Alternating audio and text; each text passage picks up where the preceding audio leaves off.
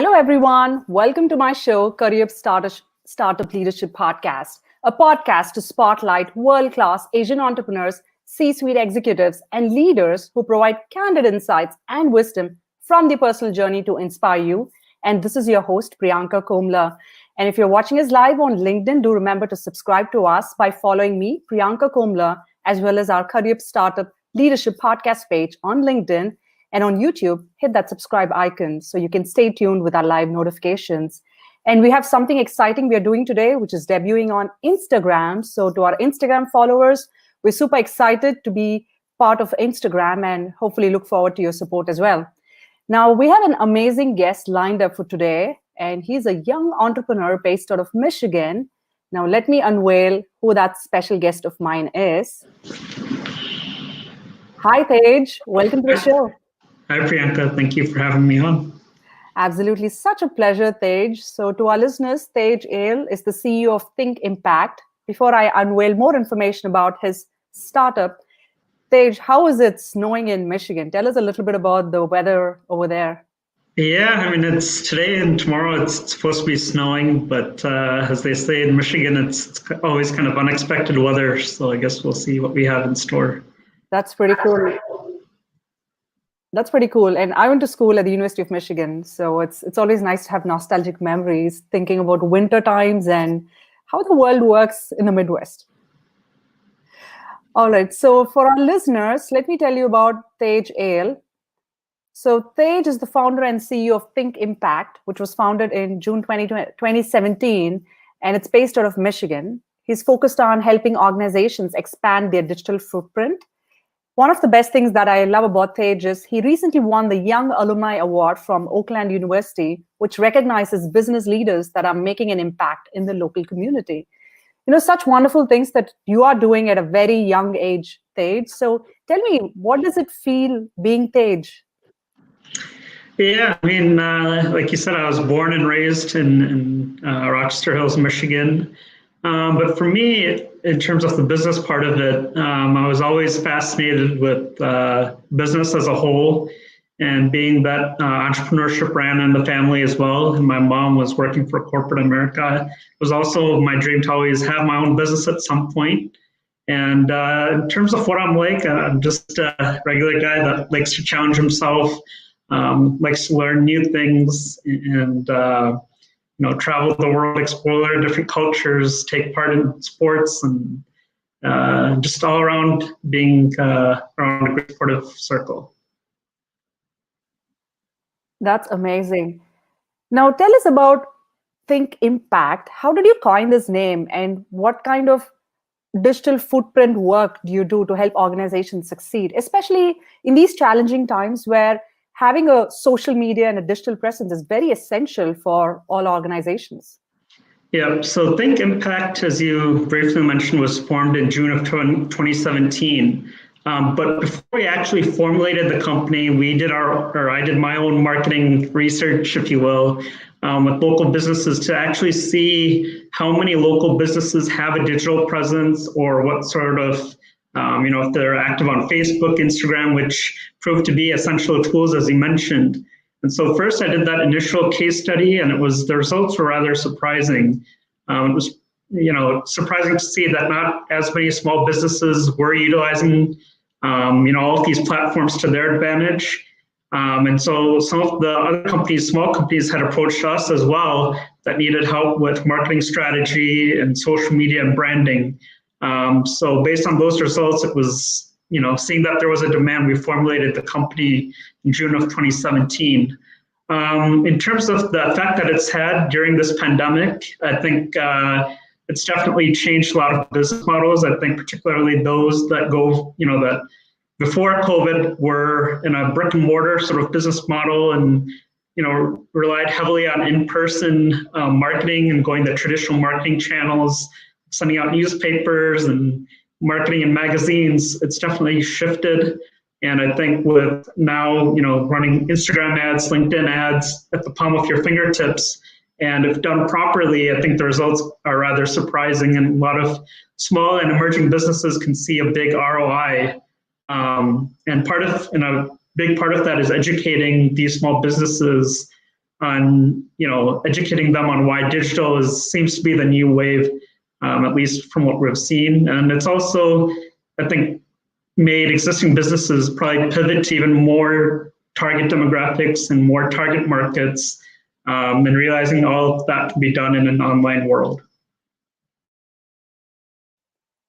I'm so glad you're focused on helping small and emerging business owners capture the digital footprint. But tell me this, Tej, what's one of the challenges that you've seen working with these small business owners? Because it's a huge shift for them from moving to a brick and mortar store to having a presence online, and how do they put their narrative out there so it aligns with what their end users or clients would need? So what's one challenge you're seeing there? Challenge is that, I think a lot of people like to see instant ROI on the products that they invest in, right? So I think trying to make them understand that from a strategic point of view, at least within the digital realm, it's not going to happen overnight. It is going to take time. But once that engine is developed within the marketing portion of it, then it's always good to kind of adjust to see, how that strategy can take place. So I think a lot of people are, expecting a quick ROI and thinking that, it's going to be an instantaneous effect that will translate into sales and, growing their existing clientele overnight. When in actuality, it does take time to grow that following and posting good level of content rather than just posting regular content, but being more engaging with your target audience.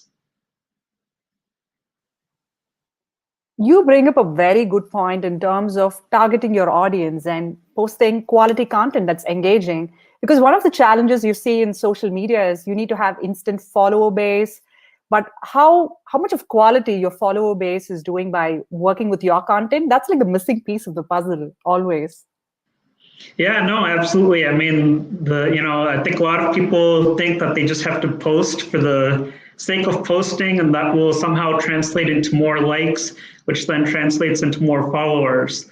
And the thing that I always like to say when, kind of talking about social media strategy is let it be organic, because I think there's a lot of confusion, or seems to be a lot of confusion, between organic content and trying to buy followers to show that you have a strong following. So even if it takes time to get that organic growth, it's much better to go that route than to inflate number of followers that you have to secure more clients. Always engaging with your target demographic within the comment sections on each platform. I think a lot of people also at times can use the same messaging across platforms. What I like to say is it's like a TV commercial on each network. If you keep the messaging the same across all of the networks, then you'll probably get a similar response. Whereas if you tailor the message to each platform based upon the buyer persona and the demographic profile, then that's more likely to translate into more interaction and possible clients that route. I'm so excited to learn these different digital media strategies and customizing your content to connect with your different user bases. And that's something that is always essential to strike a chord with your audiences, right? It's not that you have to post 10 times a day in order to get results. It's more about what exactly is the value that you're providing to your users. Right. No, I mean, I totally agree. I mean, on that point, one of the approaches that we take with working with our clients is we do a mix of promoting what they're doing with the company itself, and then looking at gleaning news publications that operate in that sector. So for example, if we have a company that operates in the telehealth sector like we do, we promote their content, and then we also look at where the industry is going and post content that way. That way the content is not as stagnant, but you get different perspectives. And it also helps the company in some ways adapt to those new strategies that will benefit them both in the short term and the long term. That's pretty cool. And to our listeners who are tuning in, please drop a hello and where you're tuning in from, if you're watching it live or if you're watching it on replay, so we get a chance to know who is listening to this podcast as well. Now, Tej, let me ask you this. As an Asian CEO of a company like Think Impact, what are some challenges you see holding this position? I mean, for me, I don't like to think of it in that terms. And for me, at least, I look at it from a general perspective. As as a new entrepreneur coming in, one thing that I try to pride myself on is building authentic relationships with not only the existing clients but with potential clients. Because I like to say we're not a prescriptive agency, whereas I think some of the big firms, it's a set price, and this is what you get for that price, and it turns into a big kind of working relationship. Whereas us being a small business, we really try to build relationships and while also providing high quality work. So when I came in initially, I used to write long emails to prospective clients trying to tell them why they should go with us compared to our competition.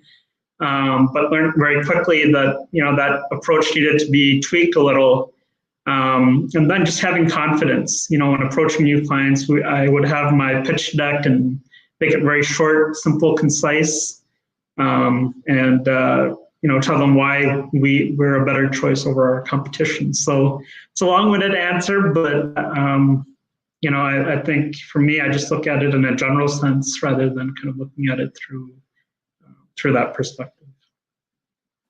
Yeah, it's different perspectives, right, that work for you. For somebody who was born and raised here, probably you have a different lens of looking at how your heritage plays a role in what you're doing. Yeah, no, I mean, I'm definitely a proud Indian CEO, but yeah, I guess approaches are a bit different.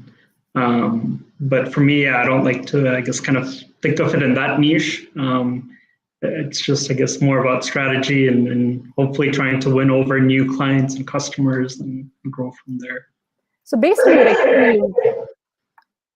on your experience for the last couple of years, what's one thing that's really helped you win your clients? Like, what's that success sauce that you have figured out that's worked well for you? So I think it's a couple of different things. For us, the new clients that we've gotten, it's been mainly through word of mouth, where we've done work for existing clients and they liked our work. And so they knew a couple of other small business owners that with our approach that we took, that they thought we would be a good fit for them as well.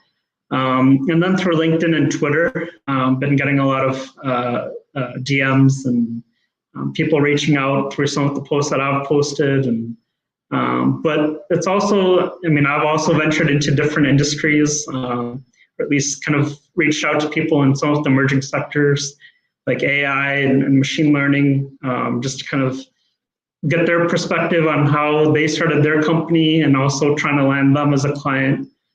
Just because I've doing some research, I've seen certain sectors that are within the marketing portion of it that are expected to kind of go up. So I've also been trying to keyword search through LinkedIn as well.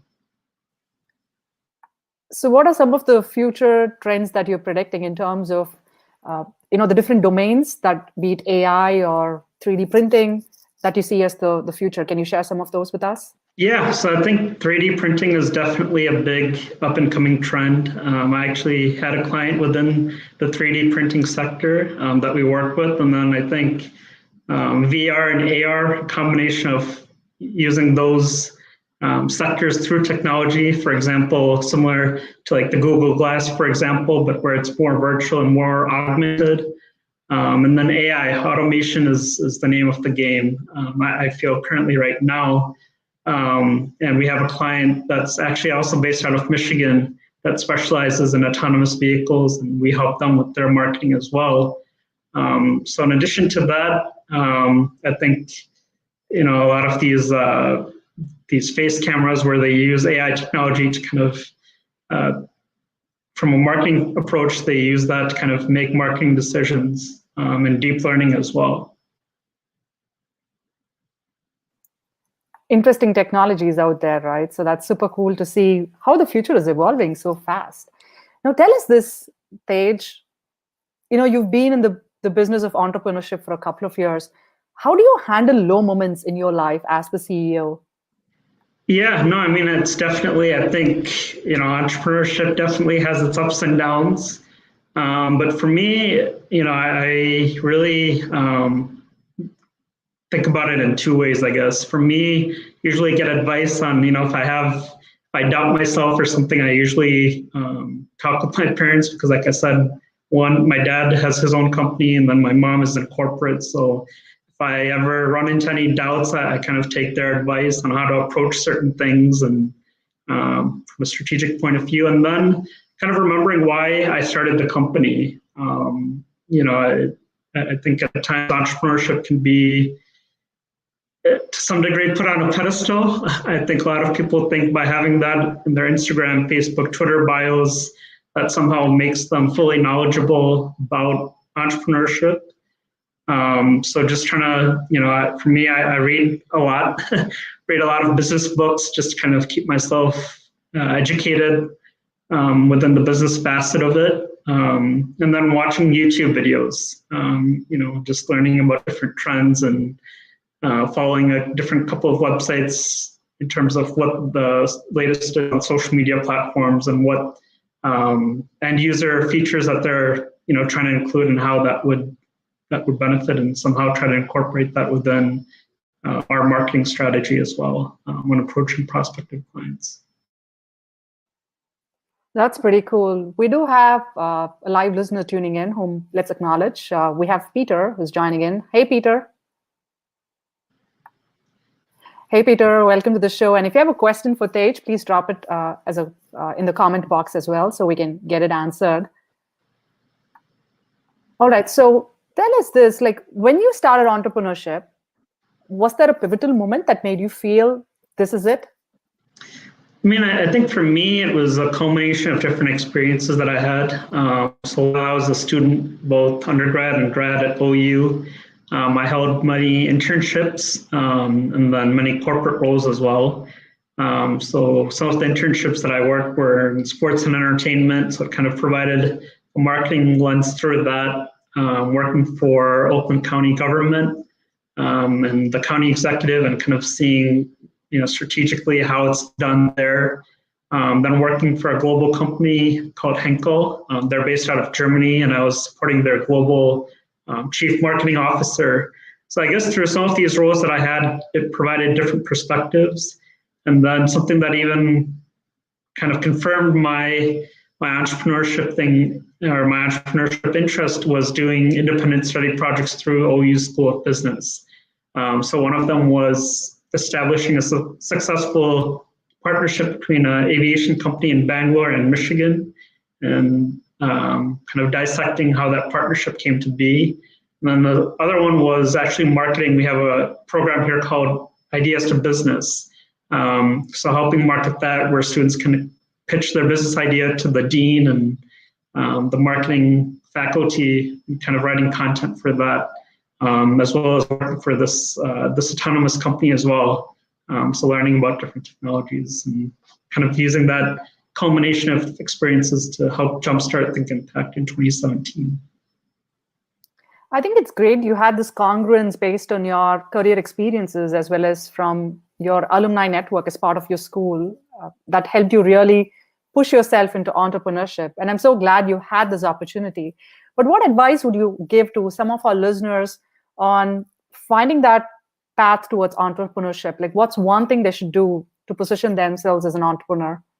Yeah, I mean, a couple of things. I would say always learn about the advancements within your field, because chances are, regardless of which sector you want to start a business in, there's always evolving technological trends to kind of keep up with. So make sure you read up about that, and then tap into like any alumni networks, people that whether it's through LinkedIn or family, friends, to kind of get their perspective on entrepreneurship, because it is, I mean, as much as it has its pros and cons, it is a evolving work environment, I guess. It's other than a 9-to-5. And then tap into news publications and YouTube videos, because you can learn a lot from about what's going on and how you can kind of contribute in that environment as well. So it's active research, figuring out what's happening around you and tapping into your network to learn more is very crucial. But tell me this stage, how important has mentorship been to your career? Oh, it's been huge. When like I said, at the start of the formation of my business, I seeked out my parents' advice. And then I also reached out to a couple of contacts that I knew within my LinkedIn network that were also entrepreneurs to get their perspective of, what is entrepreneurship? What does it look like? What are some of the pros and cons that they faced in their journey? And what advice, again, would they have? So it plays a very big role. And also tapping into some of the local companies at the C-suite level, whether it was kind of job shadowing them for a day to see, what actually, I think a lot of people like to talk about entrepreneurship, but to kind of see it in action even provides a further, more realistic picture. So job shadowing with some of the local companies to see what involves that in a typical day. And just keeping in touch with them as well, because you never know where those relationships could lead to when you do eventually start your own business and how that could play a very pivotal role in that person's journey as well. That's very true, Tej. I know you're a young entrepreneur, but if there's one thing that you would change in your career journey so far, what would that be? I think for me, and I kind of tend to repeat this often, but for me, I'm much more of an introvert. So it took me a while to kind of overcome that and learn that, within the entrepreneurship and as well as business as a whole, it's also always important to be expressive and express what you want. Initially I was more of a quiet individual that liked to get things done and take different approaches to getting those things done, but it's being more confident and more approachable in terms of how things get done.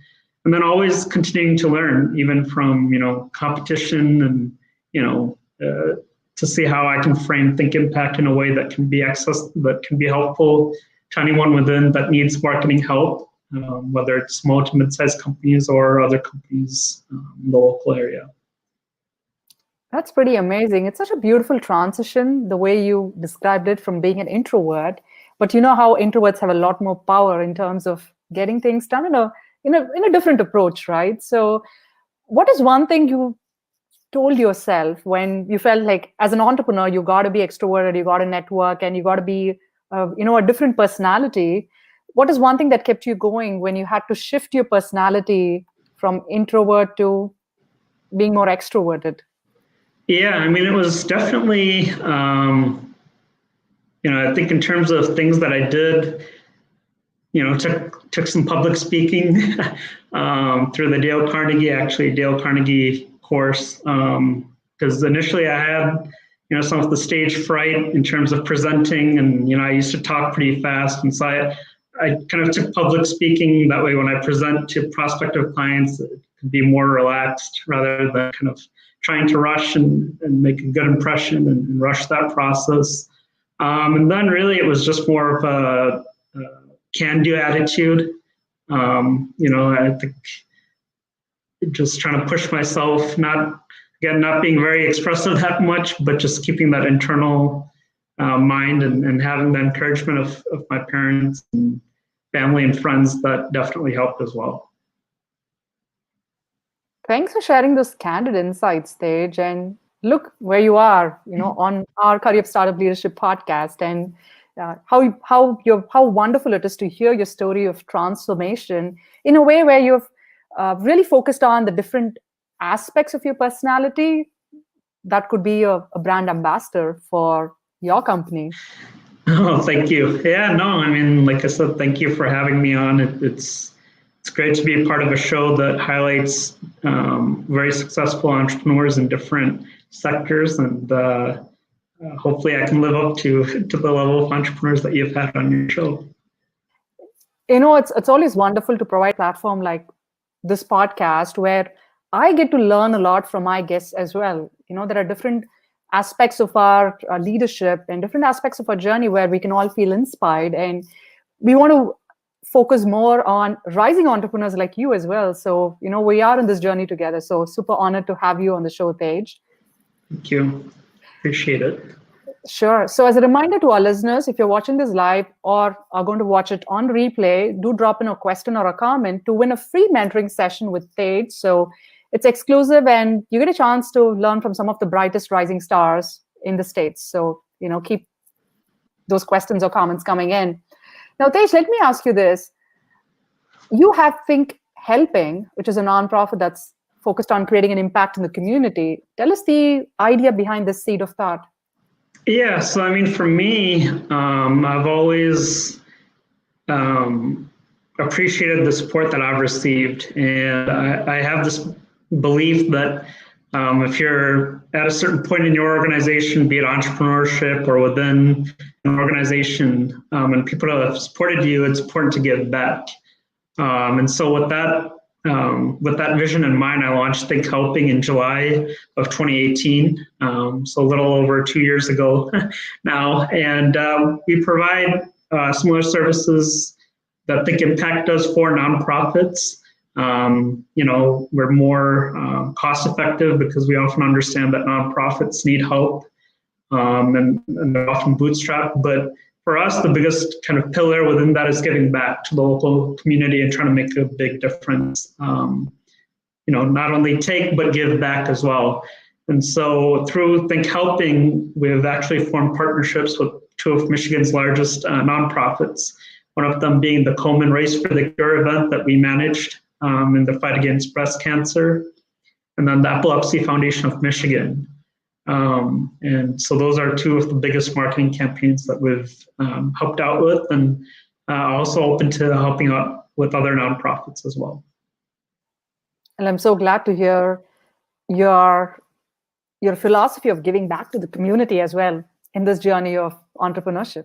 Yeah, no, absolutely. I mean, it's something that's important that I think should be spread more with different organizations, regardless of the size. It's always important to give back.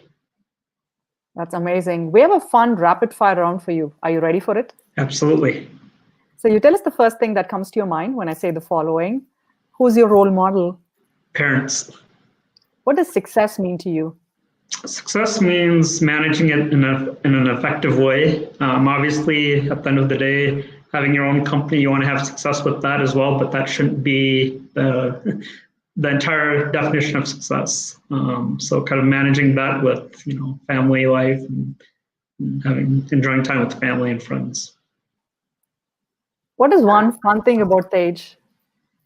Well, a couple, I guess. Love to travel and explore different cultures. I've been fortunate enough to do that as well. And then like to cook, like to try different cuisines at home. So like to do some fusion cooking, some Indian food. Also like to play sports as well. That's a lot of fun facts about you, Tej. Thanks for sharing that. Thanks for the opportunity. One last question. What is your native language and one word to describe yourself in it? Native language is English, although I know a little bit of Kannada and Gujarati and Hindi, but not that much, but English. Personality-wise, just someone that loves to keep himself on his toes and likes to have new challenges and figuring out ways to solve them. That's pretty cool. What's one parting thought that you want to share with our Curryup Startup podcast listeners? No, I definitely enjoyed being on the Curryup Startup Leadership podcast. And thank you for all the thoughtful questions that you had and for allowing and highlighting our success as a company and being able to tell that authentic narrative. Really appreciate it. Thanks so much, Tej, for being on our show. So to our Curryup Startup Leadership podcast listeners, that was Tej Yale, the CEO of Think Impact. It's been amazing to hear his candid story of rising as an entrepreneur, using the resources that he has, and giving back to the community as well. And one key takeaway for me is the can-do attitude that Tej has in terms of transforming his personality from an introvert to an extrovert as an entrepreneur and being his best version and helping clients and through their digital strategies, and especially during these COVID times, helping small business owners is something that's very much the need of the hour. So kudos to you, Tej, and to Think Impact for making a tremendous impact in the Michigan community. Thank you, Priyanka. I appreciate you having me on and sharing our story. Awesome. Thank you. So to our listeners, this was Tej Yale with your host, Priyanka Komala. Until another episode that's going to happen tomorrow at noon Eastern with a design thinker, that's Pri Kolari. We're super excited to have him on the show. But until then, do continue to subscribe to us by following me, Priyanka Komala, on LinkedIn, as well as our Curryup Startup Leadership podcast page for your LinkedIn Live notifications. If you're watching this on YouTube, don't forget to hit subscribe and a thumbs up as well. And we are available on all podcast streaming platforms, be it iTunes, Spotify, Stitcher, you name it. You can consume our content on the go. So do remember to subscribe us as well for your weekly episodes of inspiration from the Asian community, and leave a rating for us as well. Until our episode that's happening tomorrow, take care of yourself and have a wonderful rest of the day.